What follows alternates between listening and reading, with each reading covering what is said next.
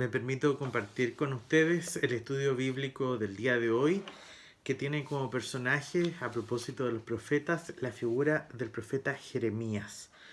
El texto que vamos a estudiar el día de hoy se encuentra en Jeremías capítulo 20, versículo 9. Jeremías capítulo 20, versículo 9. Dice así el texto bíblico. Por eso dije: no me acordaré más de él, ni hablaré más en su nombre. No obstante, había en mi corazón como un fuego ardiente metido en mis huesos. Traté de resistirlo, pero no pude. De esta forma, el profeta Jeremías hace referencia a su llamado, que como bien lo sabemos, es un llamado que él mismo lo reconoce y lo declara que lo hizo el Señor desde el vientre de su madre. Pero a este profeta le toca aparecer en la historia de Israel en un momento muy complejo. Estamos hablando entre el año 627 y 587 a.C., que usualmente el pueblo de Israel dentro de sí vive dos conflictos. Primero, un conflicto interno que tiene relación a la experiencia de estar viviendo una crisis política. Y externamente están viviendo la invasión de la amenaza constante de los babilonios. Es en torno a eso que se levanta la voz del profeta, y este personaje aparece en la historia siendo un ciudadano de una pequeña ciudad que se llamaba Anatot, muy cercana a Jerusalén, que desde muy joven Dios llama a Jeremías para dar una misión. Y el texto de Jeremías va a decir de que Dios le encomienda a él la tarea de arrancar, plantar, de destruir y de construir. Y ante ese desafío que le presenta Dios a Jeremías, nos encontramos de que él también debe estar dispuesto a afrontar las condiciones o las repercusiones que traen de asumir esta tarea. Lo primero que nos va a presentar la historia de Jeremías es que tiene que vivir la experiencia de vivir entre medio de los pobres, que específicamente él comienza a hacer su ministerio con ellos. Cuando viene la invasión es expulsado y posteriormente termina siendo excluido y viviendo en Egipto, donde al final de su historia muere en ese lugar. Ahora, como personaje, el mensaje del profeta Jeremías trae a colación varias cuestiones. Lo primero es que el pueblo de Israel había buscado una solución a esta invasión de los babilonios. La solución que habían encontrado era hacer alianza con Egipto. A ese acuerdo habían llegado los sacerdotes, los reyes, la gente que lideraba al pueblo, y ante esa decisión que se estaba tomando, el profeta Jeremías se levanta para decir que esa no es la voluntad de Dios. Y específicamente fue eso lo que comenzó a generar grandes anticuerpos en contra de la figura del profeta, ya que él mismo les declara de que lo que están haciendo es una falta gravísima delante de Dios, porque no están poniendo su confianza en Dios, sino que están poniendo su confianza en Egipto.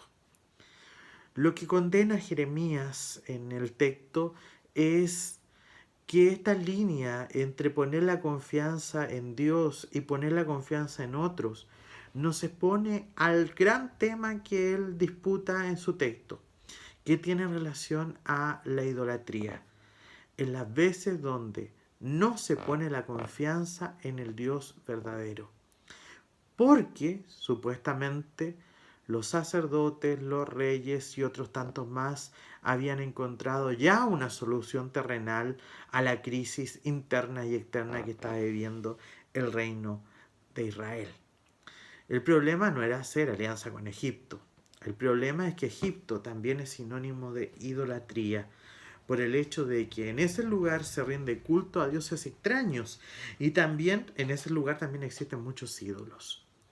El profeta Jeremías va a reclamar de que por qué el pueblo de Dios tiene que hacer alianza con otros pueblos que no confían en el Dios de Israel.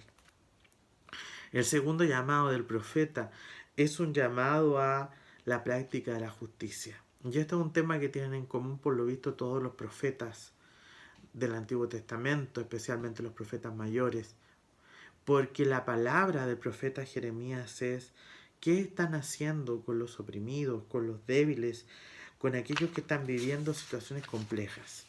Y es por eso que la palabra del profeta, ante lo que está sucediendo, él va a condenar fuertemente la mentira y el engaño que se vive dentro del pueblo de Israel y que específicamente maltrata con mucha fuerza a los débiles y a los pobres.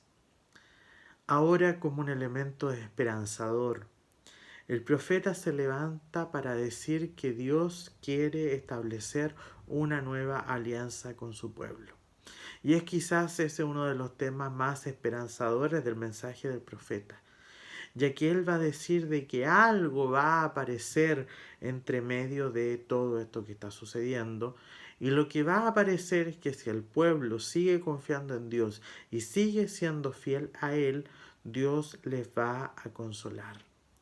Es por eso que la palabra del profeta, que en un primer momento fue malestar, en un segundo momento fue una declaración de injusticia, en un tercer momento se transforma en una palabra de esperanza. Específicamente una palabra que trae y que viene en la medida que Dios establecerá una nueva alianza con su pueblo Israel.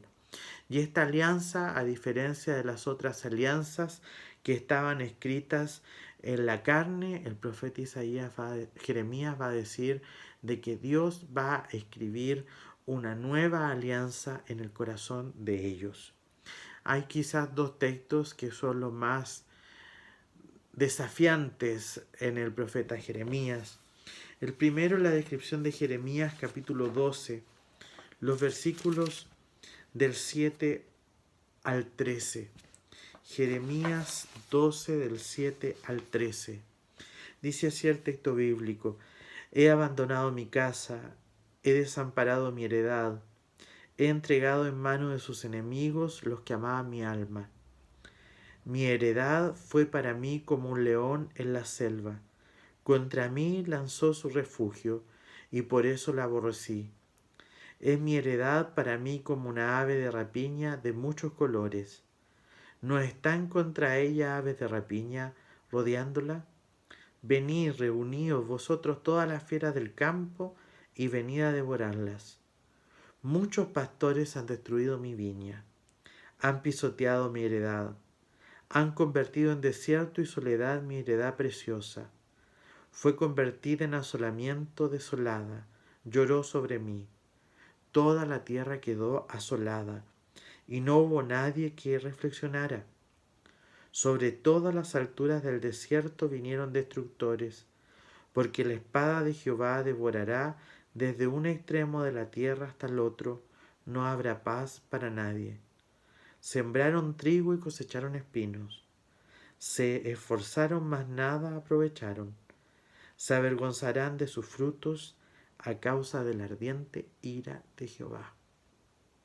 La descripción que hace el profeta en este relato está relacionadamente al momento de crisis que está viviendo el pueblo de Israel y cómo las autoridades de este tiempo, tanto religiosas como políticas, no se dieron cuenta de que la viña del Señor, como se usa mucho el concepto la viña en el Antiguo Testamento para referirse a Israel, la viña de Dios, Israel, había sido pisoteada, puerta en soledad y en desierto.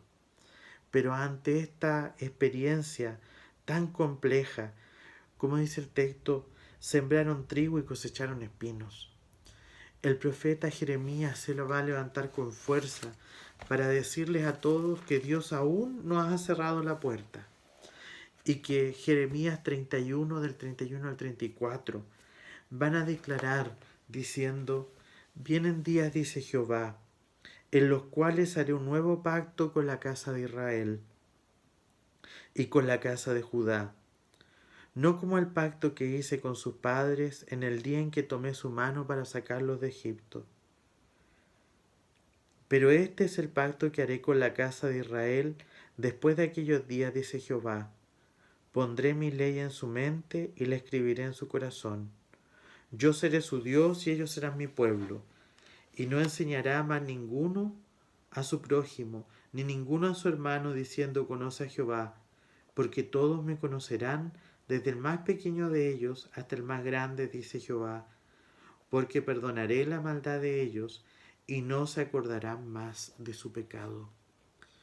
La palabra del profeta se levanta como una palabra de esperanza, que Dios traerá un nuevo pacto, un nuevo tiempo escrito en el corazón de ellos.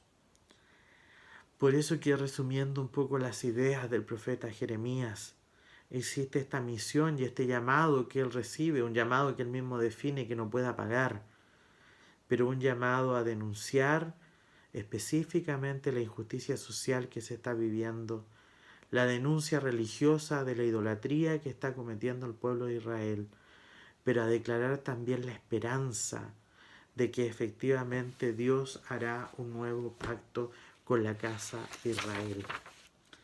Ante esto les quiero compartir 3 preguntas, y quizás pueden ser preguntas para identificar un poco el traer al día de hoy lo que este texto está declarando. Lo primero es: ¿en quién nosotros ponemos nuestra confianza? Específicamente, ¿estamos poniendo nuestra confianza en Dios? ¿O en los momentos de crisis ponemos nuestra confianza en cualquier cosa que se nos presente por delante, como fue el caso del pueblo de Israel, que en un minuto de desesperación puso su confianza en Egipto? Lo segundo, hay una crisis de justicia en el texto que nadie quiere ver. Quizás algunos tenían puesta su mirada en la crisis política que estaba viviendo el pueblo de Israel, que constantemente les estaba afectando. Quizás otros tenían su mirada puesta en la crisis externa que estaba viviendo el pueblo de Israel por la invasión de los babilonios. Y quizás esos 2 focos tenían mantenida la atención del pueblo. Pero Jeremías le dice: miren hacia abajo y vean también la necesidad de aquellos que están viviendo situaciones injustas. ¿No será que también debemos aprender a descubrir, en medio de estas grandes luces que se nos levantan como distractores, las cuestiones pequeñas e insignificantes para muchos, que son la declaración de que hay muchas personas que en el día de hoy también están viviendo situaciones complejas y están experimentando la injusticia? Y como tercera pregunta, quizá una pregunta descubridora a propósito del texto: la palabra del profeta es palabra de esperanza. Aunque la situación que él mismo personalmente esté viviendo, esencialmente viviendo en carne propia la experiencia del destierro, Jeremías se levanta con voz potente para declarar de que Dios quiere hacer algo nuevo, una nueva alianza. ¿No será que en este tiempo tan complejo, donde rondan las malas noticias, los profetas de Dios o los enviados de Dios como nosotros, somos también convidados a proclamar y a declarar esperanza en este momento complejo? ¿De qué forma nosotros y nosotras el día de hoy podemos compartir esperanza en este tiempo difícil? Que Dios nos ayude y, a la luz de la historia del profeta Jeremías, podamos sentir que el Señor también nos está llamando y nos está declarando desde lo más profundo de nuestro corazón que hay algo que debe arder en nosotros, que no nos puede dejar tranquilos, y esa es la esperanza que proviene de Dios. Que el Señor nos bendiga a todos y todas.